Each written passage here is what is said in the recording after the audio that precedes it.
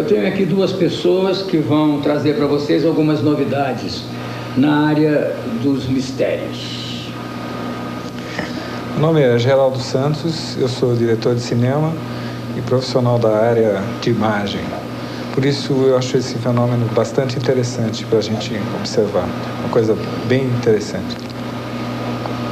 Você? Meu nome é Max Berezowski, eu sou médico, formado em 1956 pela Universidade de São Paulo e de lá para cá sempre pesquisando essas áreas que você também se interessa todo esse tempo em que nós estamos lado a lado, né? Área de parapsicologia, essa sensorial, sensibilidade das plantas e também há uns 15, 20 anos já a transcomunicação, tanto verbal, por som, como também por imagens.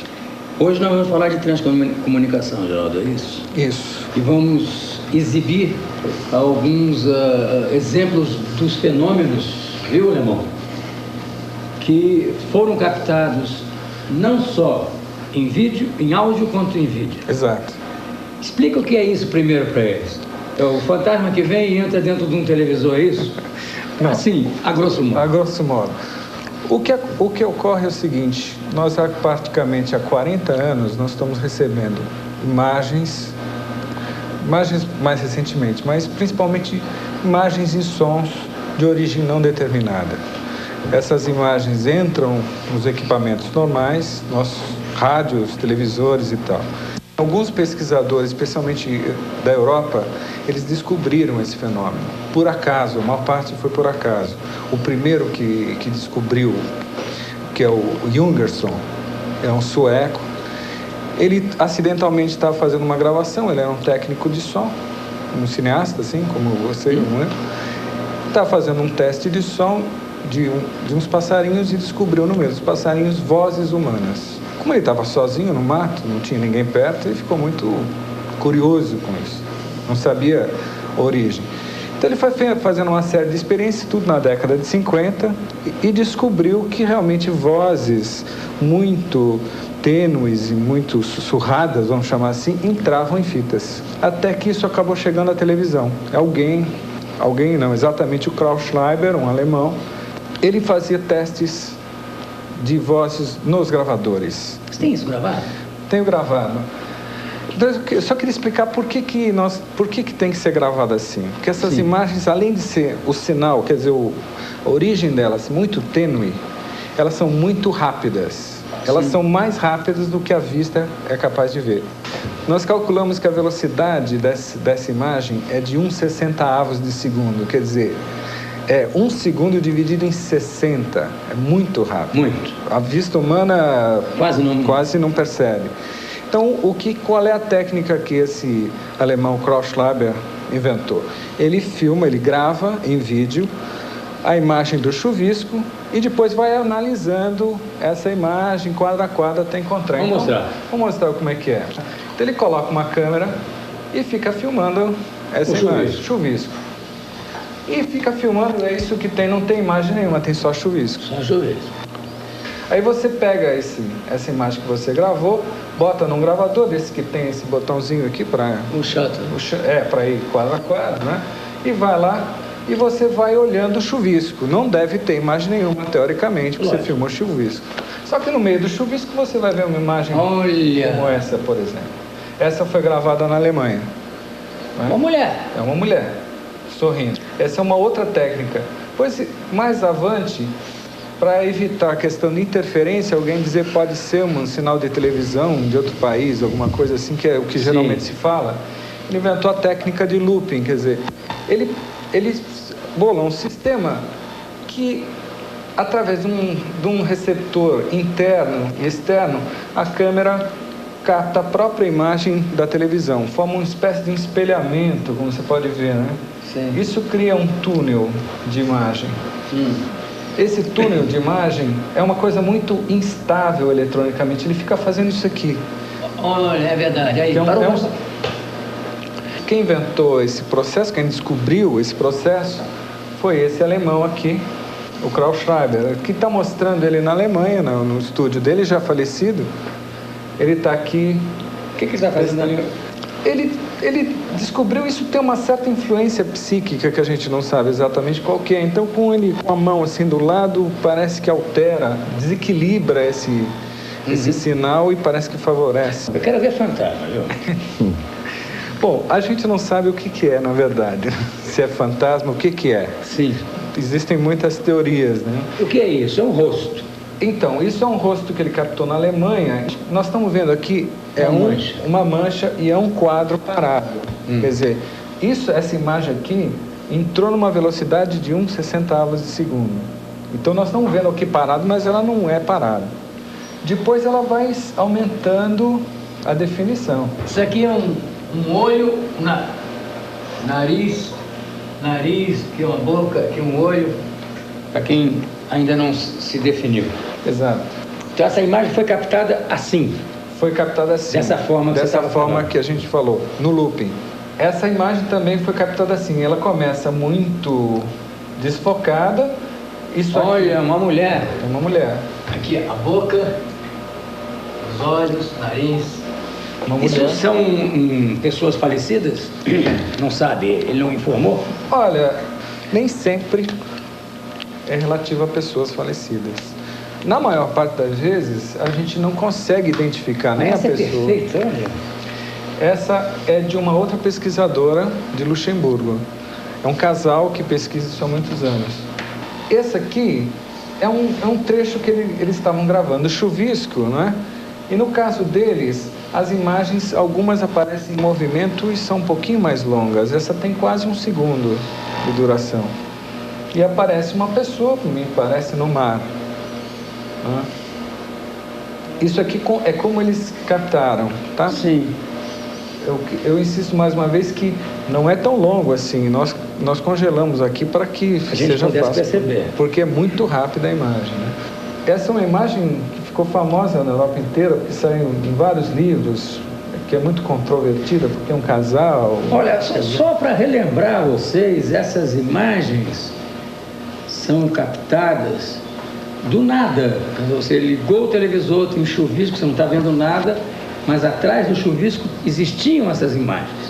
Esse é o nosso assunto de hoje, que é a transcomunicação. Vamos lá. Como eu estava dizendo, não é só gente morta, nem gente desconhecida. Aparecem coisas como essa que ninguém sabe o que é. O que é isso? Eu não sei, não tenho a menor ideia. Parece isso, por exemplo. Isso parece uma máscara. Uma máscara com o nariz, os olhos, uma boca aqui, ó. Enfim. Isso o próprio pesquisador classifica como máscara, porque ele não tem a menor ideia do que se trata, nem de onde é, porque inclusive não tem ambiente, veja, não tem um lugar que você possa identificar, não tem uma paisagem, não tem nada. Ele pode estar em qualquer lugar, ou seja lá o que for, né? Essa é uma imagem que eles conseguiram identificar, veja, é um quadro parado, é um detalhe de uma escultura de uma praça que tem na Alemanha. Então é o seguinte... Nós até conversamos sobre isso. Você ter uma transmissão pirata de televisão em qualquer país é uma coisa tão cara, tão fora de propósito, que a menos que a pessoa tivesse um interesse fantástico, ela não ia conseguir construir algum sistema de transmissão pirata. Não tem sentido. Para quê, né? Para construir um frame.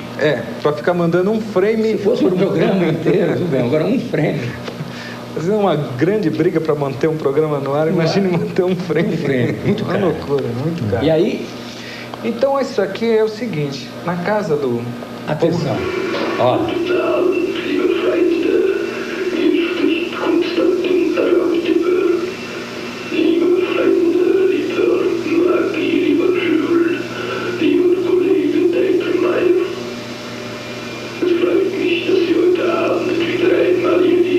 Isso é voz de fantasma. É voz de fantasma. Essa é uma voz do outro mundo mesmo, né?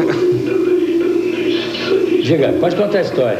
Isso aqui é o seguinte, foi a primeira vez que junto com uma imagem veio um som simultaneamente. Porque está falando alemão. Está falando alemão.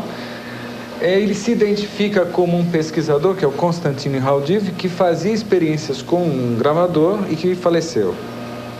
e essa voz se identifica como sendo do Konstantin Raudive, e que está falando com o casal Rasch-Fischbacher, na presença de vários pesquisadores alemães. Tinham muitos pesquisadores nessa ocasião lá. Nesse caso em particular, que é uma coisa muito rara, foi uma das poucas vezes que aconteceu isso no mundo, provavelmente essa foi a primeira vez, mas para se repetir isso vai ser muito difícil, imagino eu, que entrou imagem e som ao mesmo tempo. E esse som muito esquisito. Solta.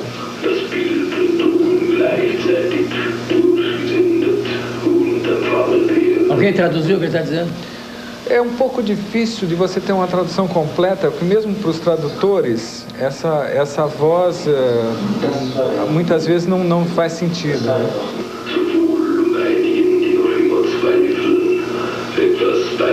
E aí, Marcos? Bom, o negócio é complicado e cada vez fica mais complicado à medida que a gente vai descobrindo, outras coisas aparecem. Eu considero transcomunicação uma série de outras coisas. Por exemplo, o indivíduo hipnose, por exemplo, que a gente faz bastante, ele tem uma visão, não é um monitor, mas ele tem a visão que pode ser feito um quadro, um desenho, através de uma pessoa, pela descrição. Isso também é transcomunicação.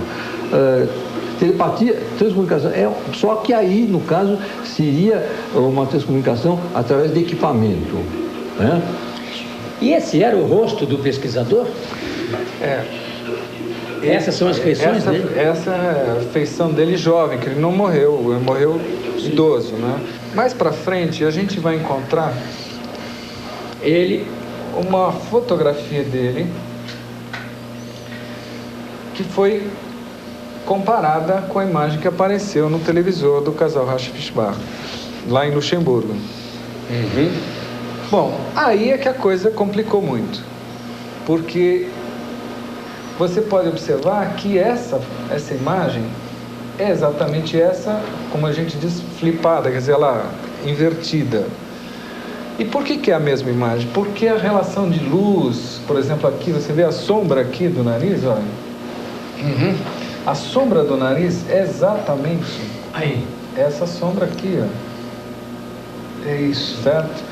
Essa sombra do óculos aqui, ó, é exatamente essa sombra aqui. É uma clonagem. Um sampler, né? Um sampler. Mas por que isso não é uma coisa falsa? Bom, primeiro que haviam muitos jornalistas lá da Alemanha e do Luxemburgo. Isso foi bastante... Essa experiência foi bastante documentada, tinha muitas testemunhas e foram tomadas várias precauções para que não houvesse nenhum tipo de fraude nesse dia. Existe uma coisa que ninguém sabe explicar por quê, a gente imagina motivos, que quanto pior o equipamento, mais fácil de receber as imagens, ou o som.